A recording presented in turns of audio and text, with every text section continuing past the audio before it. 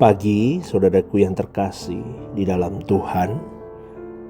Saudaraku, kalau kita menyadari bahwa kita ini sebagai musafir-musafir di dunia ini, maka sudah seharusnya gaya hidup kita itu diubah, saudaraku. Dirubah menjadi gaya hidup yang dikehendaki oleh Allah. Apa itu gaya hidup model apa, pastor? Pasti Anda bertanya begitu, ya kan? Gaya hidupnya ini, saudara, dengar baik-baik. Gaya hidup dunia kita rubah menjadi gaya hidup jika Tuhan menghendaki. Amin, saudaraku.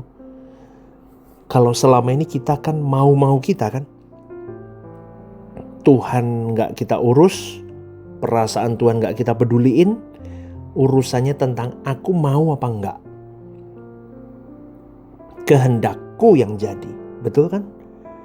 Tetapi sekarang kalau kita menyadari kita musafir yang hanya mampir di bumi ini, maka kita harus berani berkata, gaya hidupku adalah kalau Tuhan menghendaki, atau jika Tuhan menghendaki. Ini gak gampang loh, saudaraku. Bukan sesuatu yang mudah, karena gaya hidup ini tidak ditemukan di dalam kehidupan banyak orang di sekitar Anda dan saya. Dan Anda dan saya pun dulu sudah terbiasa dengan gaya hidup yang salah. Maka untuk bisa masuk ke dalam gaya hidup jika Tuhan menghendaki, itu butuh proses panjang. Butuh keniatan seseorang. Butuh kedisiplinan, kerajinan orang itu untuk latihan di situ. Semua yang kau ingini mulai dikembalikan kepada kehendak Tuhan. Jadi kalau gaya hidupnya sudah jika Tuhan menghendaki, harusnya orang itu mengalami perubahan yang drastis dalam hidupnya.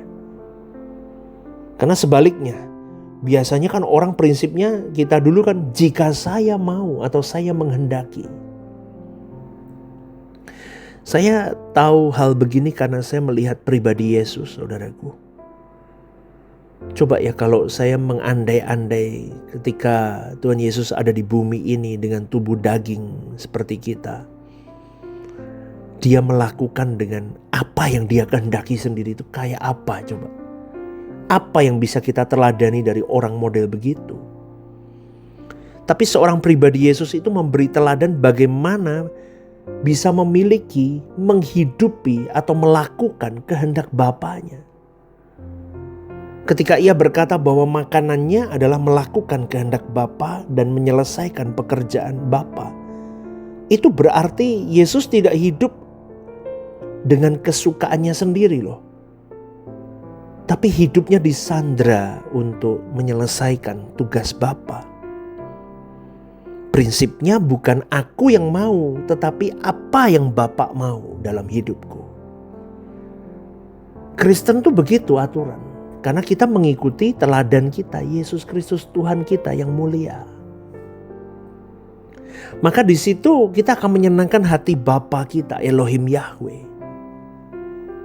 Itu saudaraku, dan di puncak pergumulan Tuhan Yesus di Taman Getsemani, hal itu diwujudkan dengan doa kepada Bapa yang berbunyi, bukan kehendakku yang jadi, melainkan kehendak-Mu. Itu apa ya, boleh saya katakan itu titik spiritual tertinggi seseorang, saudaraku. Inilah panggilan surgawi bagimu dan bagiku, bagi orang percaya, untuk mengetahui apa yang baik menurut Tuhan dan berusaha untuk melakukannya. Titik, saudaraku. Jadi ini yang seharusnya cita rasa seperti ini yang harus kita miliki di hadapan Bapa sebagai kita orang Kristen pengikut Kristus. Karena Kristus menggambarkan, mencontohkan dan meneladankan itu, saudaraku. Amin ya, saudaraku ya. Kata baik dalam Yakobus 4 ayat 17, berusaha melakukan yang baik. Yang baik ini dalam sudut pandang Tuhan yaitu apa yang sesuai dengan keinginan atau seleranya Tuhan. Jadi jika seorang tahu bagaimana ia harus berbuat baik, tetapi ia tidak melakukannya, ia berdosa. Kata baik ini, dalam sudut pandang Tuhan, yaitu apa yang sesuai dengan maunya Tuhan. Maka dalam hal ini apakah kita boleh tidak tahu supaya tidak berdosa? Maka dengan pernyataan Yakobus 4 ayat 17 ini, secara tidak langsung orang percaya tidak boleh tidak tahu. Orang percaya harus berusaha untuk mengetahui apa yang diingini oleh Tuhan. Karenanya kita tidak boleh gegabah mengenai apa yang kita ingini, apa yang kita rencanakan. Saya ulang ya, Yakobus 4:17 itu dikatakan, jadi jika seorang tahu bagaimana ia harus berbuat baik, tetapi ia tidak melakukannya, ia berdosa. Coba saudaraku, harus perhatikan secara teliti konteks surat Yakobus mengenai kata baik. Bukan baik hanya mengenai hukum, tidak membunuh, tidak mencuri, itu bukan. Tetapi mengenai apa yang diingini oleh Tuhan atau yang sesuai dengan selera Tuhan itu dalam hidupmu dan hidupku. Orang percaya dipanggil untuk memanjakan hati Bapa, yaitu melakukan apa yang diingini oleh Tuhan. Inilah gaya hidup yang ditunjukkan oleh Tuhan Yesus ketika ia ada di dalam dunia ini. Level hidup seperti ini harus kita capai melalui sebuah perjuangan panjang, saudaraku. Bukan hanya panjang tetapi juga berat perjuangannya. Selama kita masih hidup di bumi ini, itu perjuangan dan tantangan yang harus kita jalani. Inilah panggilan surgawi. Panggilan surgawi, saudaraku. Jadi bagi orang percaya, hidup di dunia ini hanyalah untuk memenuhi panggilan surgawi ini. Dan mencapai prestasi setinggi-tingginya di hadapan Bapa. Amin, saudaraku. Inilah yang dimaksud oleh Tuhan Yesus sebagai mengumpulkan harta di surga. Setiap kali kita bisa memanjakan hati Bapa, kita bisa memilih dunia tetapi kita memilih hati Bapa, ada upah yang disediakan untuk engkau dan saya. Amin, saudaraku. Kalau seseorang memiliki fokus hidup yang berbeda dari ini semua, dari panggilan surgawi ini, maka orang itu tidak pernah mengerti apa yang dimaksud dengan mencari kerajaan Allah. Boleh saya katakan juga orang ini berarti tidak mengalami keselamatan yang disediakan oleh Tuhan Yesus. Karena gagal untuk mengerti panggilan surgawi ini, otomatis orang itu gagal mengerjakan keselamatannya dengan takut dan gentar. Alias dia menyia-nyiakan keselamatannya yang begitu besar. Dan banyak orang Kristen seperti ini menuju kepada kegagalan hidup kekal. Artinya apa? Mereka tidak akan pernah diizinkan mengalami kehidupan kekal bersama dengan Tuhan suatu hari nanti. Itulah yang saya gembar-gemborkan tiap pagi di renungan pagi, di khotbah-khotbah di tempat di mana saya diizinkan berkhotbah oleh Tuhan. Saya gemborkan ini terus. Panggilan surgawi itu harus kau pahami. Jangan jadi Kristen yang bego, saudaraku, yang gak tahu apa-apa, yang hanya pulang pergi gereja, cemplungin persembahan, aktif pelayanan, tapi gak tahu tujuanmu mengiring Tuhan. Maaf saya pakai kalimat bego, saudaraku, karena banyak orang yang bodoh. Bego, bukan bego itu bukan bodoh aja ya. Gak mau tahu urusan begitu. Kalau tahu pun pura-pura lupa, pura-pura gak tahu. Mereka mengentengkan surga, mengentengkan neraka, mengentengkan figur Allah dalam hidupnya. Makanya saya panggil bego, saudaraku.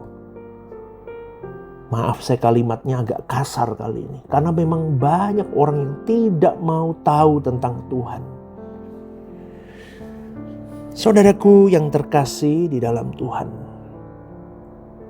sekali lagi ya, kita memiliki panggilan surgawi, yaitu melakukan kehendak Allah atau keinginan Allah. Kalau kita usahakan dengan sungguh-sungguh, maka itulah prestasi hidup ini. Prestasi itu yang dikejarkan setiap orang. Jadi dokter pasti mau berprestasi. Jadi apapun lah. Jadi insinyur berprestasi. Jadi apapun, jadi mahasiswa berprestasi. Sampai di titik tertinggi dia berjuang. Kenapa kau tidak berjuang memenuhi panggilan surgawimu, berprestasi di hadapan Allah sampai di titik tertinggi, sama kayak engkau, seperti engkau mengejar prestasi dunia? Coba direnungkan, saudaraku.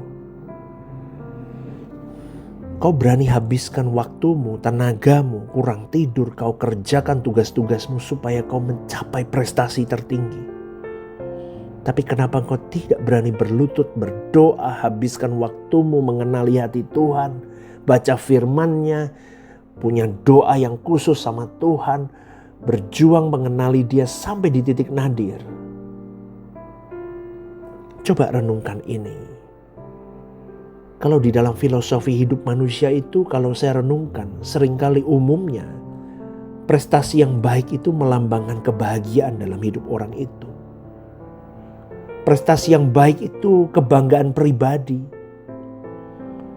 kebanggaan orang tua, terhormat, kaya, bergelar, dan masih banyak lagi lainnya penggambaran itu. Tapi kalau saya lebih jelasnya lebih kepada puncak tertinggi, top of the top, itu prestasi. Maka konsep prestasi yang dikemukakan ini seharusnya mengakar di dalam dirimu yang selama ini tentang dunia, diubah menjadi mengakar tentang kekekalan dan tentang Tuhan. Aku mau terhormat bukan di dunia, terhormat bersama dengan Tuhan.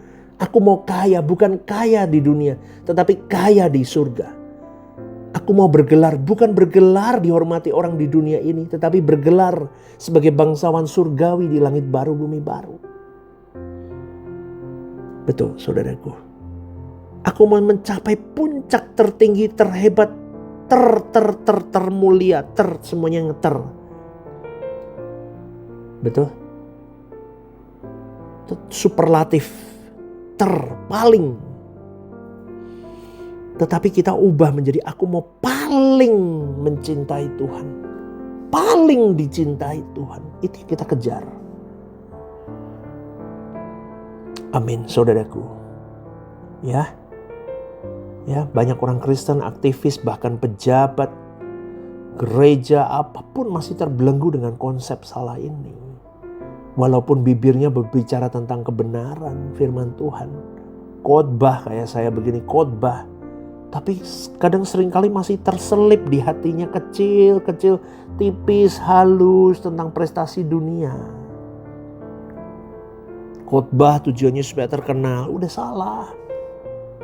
Jadi pendeta supaya ini, salah. Banyak, saudaraku. Maka boleh saya katakan dalam perenungan saya, begitu kuatnya melekat dalam jiwa manusia kesalahan, kemelesetan yang sudah berpuluh tahun itu, sehingga banyak manusia tidak pernah berpikir mengenai prestasi di kekekalan itu, karena yang dia kejar tentang dunianya saja. Padahal semua kita akan dan harus mati. Dan setiap kita harus bertanggung jawab dengan segala sesuatu yang kita lakukan sampai kita menutup mata di bumi ini. Dan ingat, setiap kita harus menghadap tahta pengadilan Kristus, supaya setiap orang memperoleh apa yang patut diterimanya sesuai dengan yang dilakukannya dalam hidupnya ini, baik ataupun jahat. Maka milikilah jiwa musafir semakin besar dalam hidupmu, sehingga perjuanganmu itu semakin berkenan di hadapan Allah. Sampai kau bisa berkata, agendaku bukan aku lagi, tapi Kristus yang ada di dalamku. Karena Kristus getol senengin Bapaknya. Semoga kebenaran ini mencelikkan matamu dan mataku, saudaraku, dan mengubahkan hidupmu, sehingga hidupmu benar-benar mengalami, memenuhi, menyelesaikan panggilan surgawi itu, panggilan ilahi itu, yang harus diselesaikan oleh setiap kita, dan kita harus berprestasi di dalamnya. Semoga renungan ini jadi berkat. Penuhi panggilan surgawi. Hiduplah kudus, hiduplah tidak bercacat, tidak bercela. Senangkan hati Tuhanmu, dan kita bersama-sama menuju langit baru, bumi yang baru. Tuhan memberkati. GSK Rehoboth Semarang, One Vision, One Heart for Harvesting. God bless you.